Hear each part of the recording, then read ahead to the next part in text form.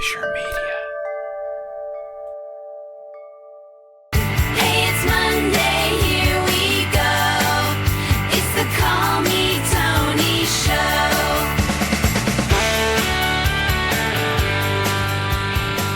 Hey guys, it is Monday morning again. Well, where I am anyways, as I sit down to record this, it's late Monday morning. And it's not that I woke up late. I've been up since before 5 a.m.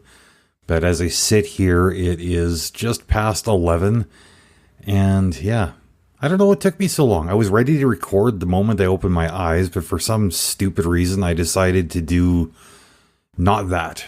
And by not that, I mean I got hung up in the idea of making myself an overly elaborate breakfast, which I wasn't even really hungry for. I watched several episodes of Cobra Kai, which I had already seen before. And yeah, I guess it's been a waste of a morning so far, but that's okay. Not every day has to be productive, right? I had nothing else to do. But I still wanted to get this out of the way, so here we are. I spent a bit of time last night trying to rough out some notes, just some talking points about what I wanted to chat to you guys about today. And everything I jot down, I don't know, just it keeps on coming off as being a little unnatural. And I don't know if that's necessarily a bad thing. I mean, typically I go off script here, but I mean, once in a while, my reasoning was telling me it doesn't hurt to go on script. I mean, it's on or off. I can be authentic either way, but for whatever reason, it wasn't locking up on paper. And I don't really know why. So I'm going to try freestyling it, like without having anything to go on, nothing to fall back on. Hopefully everything comes out coherently. I don't really have a time limit in mind. This might be short, it might be long. I don't know. We'll find out together. I'm hoping not too long, though, because, I mean, it's not really a complicated thing. It's just, yeah. I guess I could spend a whole bunch of time setting up for the story, or I could just get into the story. So, as most of you know, I've been volunteering a lot lately at a local nonprofit organization. And it's been really, really rewarding. I met some interesting people, and I feel like I've been getting along with most people reasonably well. I mean, like any other group of people, there's a couple of players that are just aggravating in certain search situations beyond belief. And I don't think it's that they're bad people. I think one of them, I just need to learn how to navigate. I haven't quite figured out what the rules are with this person yet. And that's fine. I'm happy to put in a bit of time and figure them out. I mean, one of the people I've been volunteering with, when I first met him, I thought the guy was just a straight jerk, but it turns out I just didn't really understand where he was coming from. And once I understood what was motivating him and was able to validate him based on that understanding, we've come to like each other quite a bit. In fact, he's gone from being one of my least favorite people to being one of my most favorite people. And I don't know, I think it's good when we can find that connection, when we can look past the perceived differences. And instead of trying to figure out, like, what is this person's problem, we can look at this person more like a puzzle to solve. They're not necessarily doing anything to us. They're not necessarily behaving inappropriately or being, some kind of way, as they say. They might just be them, authentically them. And because we don't know how to put them in proper context, we sometimes develop really unfair dislikes for people that maybe we shouldn't be disliking. We might be depriving ourselves of an opportunity to make a new friend. But because we prioritize these preconceived notions that we walk into a situation with, that doesn't happen. So all of that to set up for this. Late last week, we were working on a task collectively. And then later, once that collective task was finished, some of us went to do the next thing and others went to do another thing entirely, which is all fine and good. But me having worked for so many years of my life on construction projects, I had developed this habit of just having a really, really harsh sense of humor with people that I'm working with, especially when working with my hands. And I had assumed that anybody else who works with their hands would have had a similar background. Like that's the context I'm coming from. I frame things in the sense that everybody is supposed to have a thick skin. If somebody ribs you, you rib them back, and it's just the way it goes. Nobody needs to develop an eating disorder based on the fact that they've been teased over the way they approach something or the way they do something. It's just the way it is. And in kind of like a weirdly, I don't know, some might see it as a toxic kind of sense, being verbally abusive is a love language. As silly as that might sound. Like when somebody would cut themselves or something like that, instead of the other guys and occasionally girls that were around saying, "Oh my God, are you okay?" It would be a case of like, walk it off. Or, don't worry, it's like a tampon won't fix, that sort of thing, right? And we'd all have a good laugh, including the person who had been injured, and we'd move on with our day, not a big deal. So this work day that we were having last week, it's not like there was a lot of back and forth. There was just one person who did something that I thought was worthy of a little bit of gentle ribbing. And so, of course, I offered that healthy, as I thought, dose of ribbing to this person. And based on the reaction in the moment, it didn't seem like it had landed wrong. So I put it out of my mind and kind of like moved on. Anyways, yesterday, this person came and approached me and said, "Hey, when you get a chance later, I need to have a chat with you because you said a couple of things that really, really bothered me. And I want to clear the air." Cool, whatever. I'm approachable, but at the same time, it didn't even occur to me that this gentle ribbing I had offered to this person would have been the source of the hurt. So for the next half hour, 45 minutes, whatever it was, before we had a chance to actually get face to face and talk, I'm racking my brain trying to figure out, what did I say like that this person overheard that they found so bothersome? Because it didn't even occur to me that it was something I said to them. I thought it must have been something I said that was overheard, because I couldn't think of a single thing I might have said to this person that would have been an issue.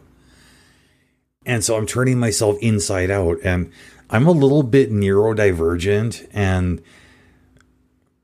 I've got some trauma in my past. So when somebody is not happy with me, especially when they've made some fairly vague comment about what the problem with my words or actions might have been, and especially when I've got some time to think about it, I don't deal super, super well with that. So I was very, very distracted. Anyways, it got to the point where we got to have our face to face, and it was explained to me that, like, yeah, there was a couple of things you said, and the way I interpreted them was that you didn't understand that I was in a precarious situation. I was doing the best I could, and here you were kind of like insulting my technique, insulting my work, and by extension insulting me. And I'm hearing this guy's perspective. I'm thinking that is like completely shocking to me. So, I mean, my response was to say basically, like, look, the message you received was not the message I intended to send. And I'm not trying to make excuses for my words that you found hurtful. I just want you to understand that there was no malicious intent. If I can put myself in context and you can understand where I was coming from, I do still apologize. I do wish that I hadn't said anything that would have been received in that way. I've gained an understanding of what you need moving forward, so I can adjust my approach with that understanding to make sure that I make it easier for you to feel okay, right? And I did appreciate the fact that I could tell just by the quiver in this person's voice that it wasn't an easy thing to risk an actual confrontation by taking steps to try to clear the air. It's not a natural thing for everybody to say, hey, I'm bothered. We need to talk. It takes balls for some people. I don't know what his background is. I don't know what the complication is, but clearly there was a complication. I mean, cool. I was glad that we were able to clear the air. I feel like it was valuable to me because I got to learn something about somebody I'm trying to get to know. They got to learn something about me at the same time that, look, like, I'm not trying to be a huge prick. I was trying to be friendly. I just didn't understand. We're coming from different worlds and then trying to interact with each other. Conflict is going to be part of the game. You know, that much you can't avoid. But I think what I learned from this whole situation mostly was, well, a couple of things. One is that over the years, I've said fairly frequently that I believe that we all have more in common than we have in conflict. And if we can stop focusing on the perceived conflict and look for the common ground, more often than not, we're going to end up making friends with people, or at the very least being friendly with people that we didn't think that we were ever going to be friends with, that we never thought we were going to be able to be friendly with. And this situation certainly highlighted that. The other thing was that I think, for whatever reason, it seems to have become normal for us to be hurt by things and not say anything, not do anything about it. You know, like when, silly example maybe, but most of us, I mean, if we stub our toe, we know to say ouch. We know to express whatever emotions we're feeling about the pain. You know, if I stub my toe on the corner of the couch or something like that. Me personally, I don't hesitate to not just say ouch. I might even use some extremely colorful language. Sometimes I even yell at the inanimate object. Yeah, you stupid fucking couch. But when we're dealing with people, when we stub our feelings on them, it doesn't occur to us to say ouch because, you know, I don't want to look weak. I don't want to rock the boat. I don't want to this. I don't want to that. And we let these hurt feelings fester and they get in the way. They get infected. They could ruin our day. They could ruin our week. They could ruin a potential relationship. They can leave the people around us wondering. Some people will wonder, you know, what's this person's problem? Other people will wonder, what did I do? But there's always that wondering, you know, like clearly something is wrong. We just don't know what it is. And it's not fair to expect people to read our minds. They don't know what's bothering us. We have to tell them. And while, you know, fairly frequently when there's a conflict, only one person involved with the conflict is aware that it's going on, right? Because, I mean, if it's me and my feelings are hurt, I can think of the exact moment when my feelings got hurt. It's a defining moment in the situation. But to the other people involved or the other person involved, that moment was invisible. They had no reason to focus on it. They had nothing emotionally tied up in that moment. They didn't notice it. It just wasn't there from their perspective. So for them not to come and try to make things right, it doesn't mean that they're being like shitty people. It doesn't mean that they're unobservant. It just means that they had no reason to look at it. We can give them a reason to look at it, just like my acquaintance did with me by saying, hey, we need to talk. I'm bothered. What a wonderful invitation. So I guess all that to say this. If somebody comes to you and says, look, I was bothered by something you said or did, don't get on the defensive. I'm glad I didn't get on the defensive. None of us is in a position to determine whether or not we've done something wrong. I mean, we have to rely on the people around us to tell us that. You know, like, if I'm being completely honest, so this had been several years ago.